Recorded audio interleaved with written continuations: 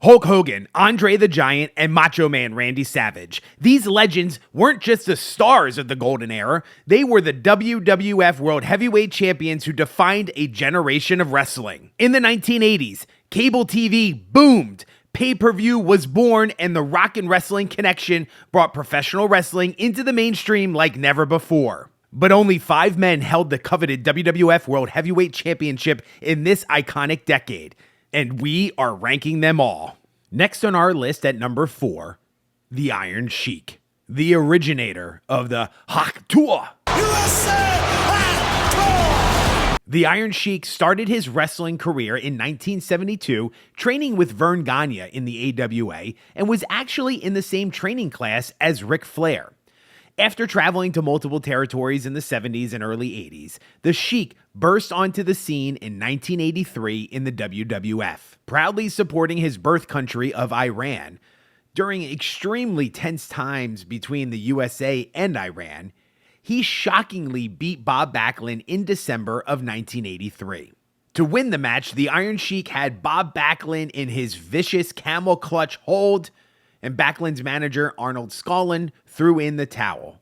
The Sheik's victory ended Backlund's historic title reign of 2,135 days. And it wasn't just the victory itself that made this moment memorable. It was the aftermath. The Iron Sheik's victory set the stage for one of the most pivotal moments in WWF history. His short reign, lasting just 28 days, was the calm before the storm that would change professional wrestling forever. January 1984, the Iron Sheik lost the title to Hulk Hogan.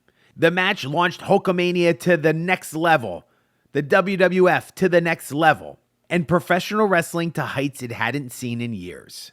There was also a tremendous amount of mystique around this match.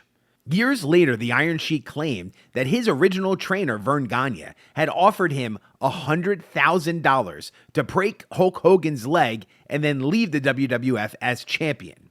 This would have been devastating to a young Vince McMahon and his aspirations to take the company global. Yes, the Iron Sheik is the definition of a transitional champion, but don't let that short reign fool you. He was a master of heat, a true heel who could rile up the crowd like no one else. The promos, signature mustache, those curled boots, and iconic camel clutch made him one of the most recognizable and unforgettable figures of the 1980s, and not just in wrestling, throughout all of pop culture. So why does the Iron Sheik rank above Bob Backlund? While Backlund's reign was longer, the Iron Sheik's impact was immediate and lasting. He played a crucial role in one of the most important title changes in WWF history, and his legacy as one of wrestling's greatest heels is undeniable. He also was the winner of the WrestleMania 17 Gimmick Battle Royal. Hey, make sure you follow us, subscribe, hit the notification bell, whatever you have to do. Don't miss our next episode of our countdown where we reveal number 3 on our list of ranking the WWF champions of the 1980s.